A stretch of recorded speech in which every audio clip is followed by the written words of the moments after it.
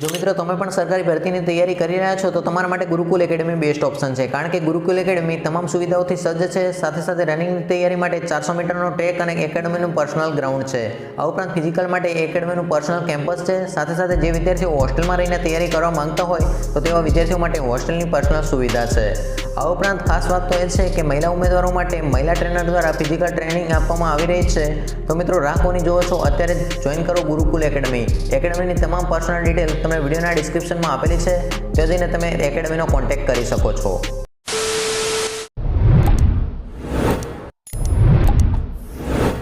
દક્ષિણ ભારતના 4 રાજ્યોમાં કમોસમી વરસાદે કહેર વર્તાવ્યું છે.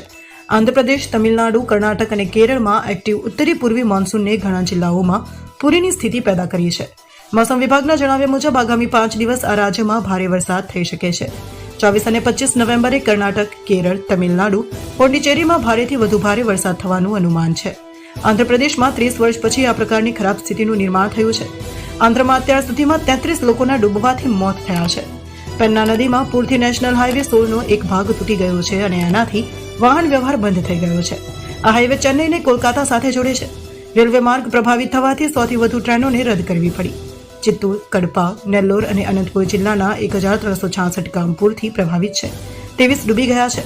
36,279 લોકોને અસર થઈ છે. કર્ણાટકમાં બેંગલુરુના ઉત્તરી વિસ્તારમાં રવિવારે રાતે જોરદાર વરસાદ થયો હતો. એને પગલે ઘણા વિસ્તારમાં પાણી ભરાઈ ગયા છે.